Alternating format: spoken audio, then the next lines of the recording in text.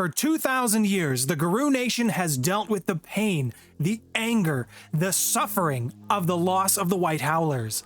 The Black Spiral Dancers are a constant reminder of the White Howlers' failings and a promise of what will happen to the rest of the Garou Nation should they continue to fail.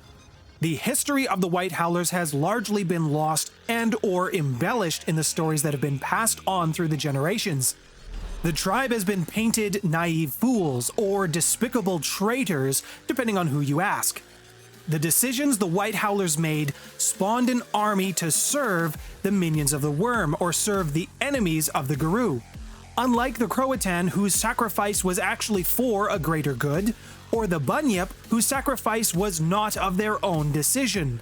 This choice was the single most dishonorable, unwise, inglorious decision that any tribe of the Garou Nation could have ever made. Or was it? No tribe of the Garou Nation exists on their own. All of their stories are interconnected, interwoven. And in order to do the White Howlers justice, we're going to go on a journey. This is going to be part of a series about the White Howlers, so buckle up. We're going to cover their start, their rise to greatness, and of course their eventual fall from glory. The White Howlers get their start in Caledonia, the lands known today as modern Scotland. The White Howlers had lived in this region since the physical world and the spiritual world were torn asunder. In their own stories, they were there along with some of the oldest spirits when they were just considered young at the time. Caledonia means the hard place, and this was a very rugged place to live, especially in the beginning of time. The whole area was just a little bit more rugged than it is in modern day.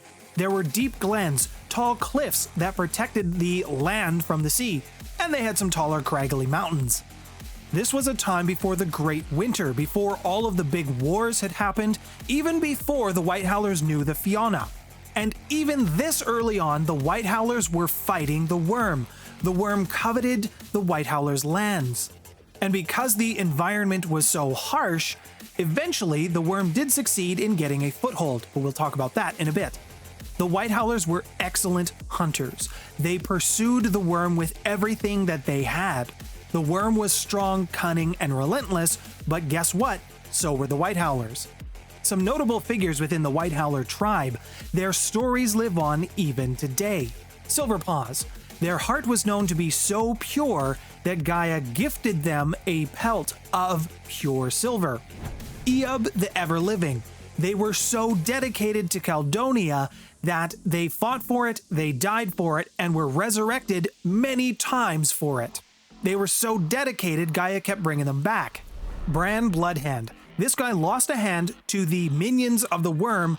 He was fighting them all by himself, and he still won, even though they bit off his good hand.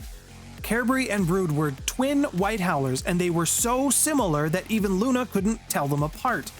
They were strong, they were wise, and their wisdom laid down the foundations for what the tribe would eventually become.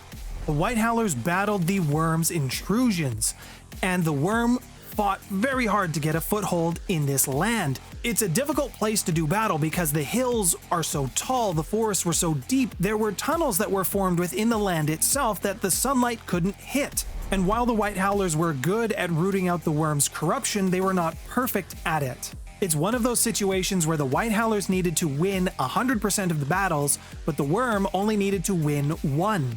The White Howlers could dedicate themselves to fighting the worm, but this would all change with the start of the Great Winter. Speaking of the Winterlands, if you would like to support me in the Great White North, then please hit the like button to let me know that you're enjoying this video and you would like to see more. If you'll want to get more, then you can always hit subscribe with the bell notification so you never miss an episode. If you are a fan of my work, watching these videos right to the very end is great support for myself, but if you do want to take it just that extra step further, I do have links to Patreon in the description below. Winters are hard, hunting becomes much more challenging, farming becomes near impossible. The land gets covered in a beautiful blanket of snow that prevents any growth. And anyone who has lived through a winter knows that eventually spring will come. The White Howlers also believed this would happen, except for when it didn't. Imagine expecting winter to end for spring to come, to start seeing the snow thaw so that you can go back to your regular way of life. Now imagine this didn't happen one year. The seasons never changed, never got warmer, and year after year after year, winter stayed. Winter stayed so long that it permanently ingrained itself into the White Howlers' psyche. Whenever they told stories, it always involved winter, and to tell a story of anything else was just child whimsy. The animals, the birds, most living things that called Caledonia their home left. Even some of the White Howlers themselves started seeking out other places to live. They no longer wished to stay in these cold, dead lands. Some left because the food was gone and they were just seeking to fill their bellies. Others left because the glaciers were expanding. If you didn't flee, you had to adapt, or you died.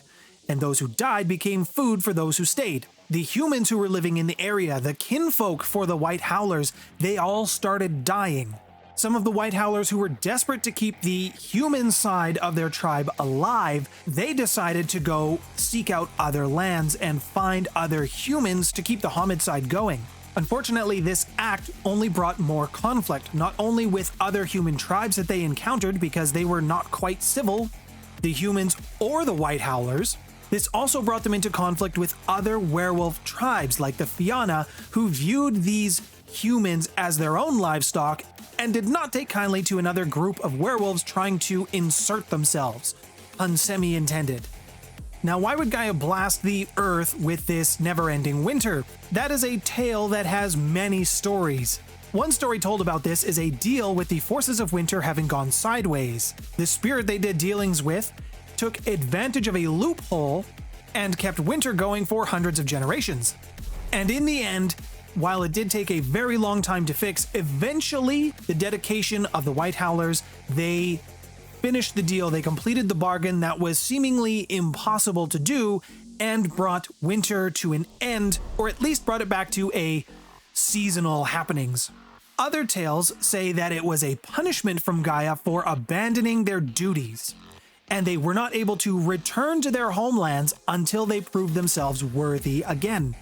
Another powerful tale talks about how the tribe became too self-focused, and the dangers that are specifically inherent when you are too self-serving. It talks about how the tribe was focused on its own kinfolk and wasn't paying attention to what was happening in the center of its lands. This left the center of Caledonia unguarded.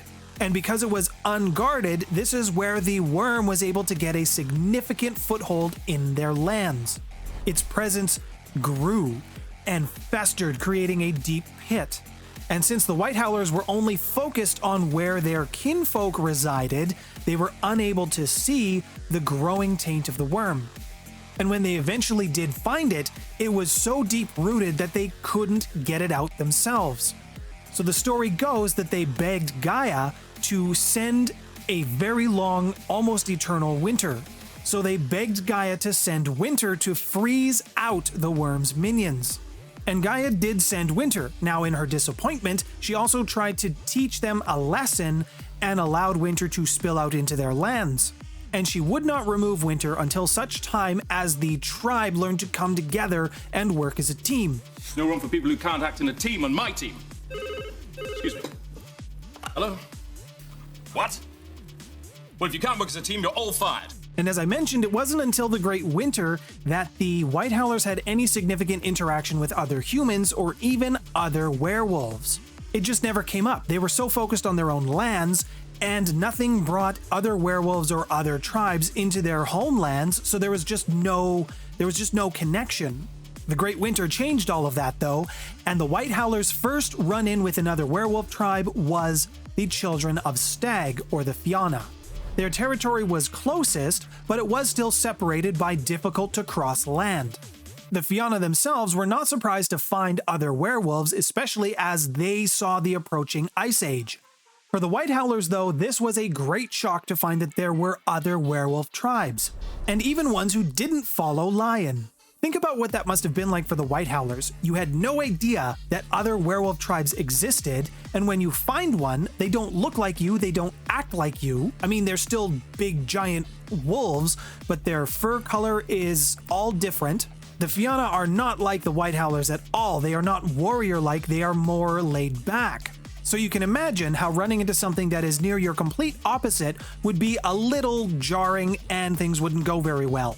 The stories told about the Great Winter Wars. These are lessons to be learned. They warn against mindless action over planning, approaching new situations with hostility rather than diplomacy. They also caution against glorifying your own tales of war against your cousins. While there were two different tribes, really there is not a great difference between all of them. They're all werewolves serving Gaia, and it's important not to abandon those duties. If you would like to learn about how the Great Winter was ended and an important figure within that story, then please click this video up here. Thank you to all of my patron supporters who have continued to support me. All of your support is greatly appreciated during this transitional time for me. My name's Nathaniel. Thanks for stopping by, everyone.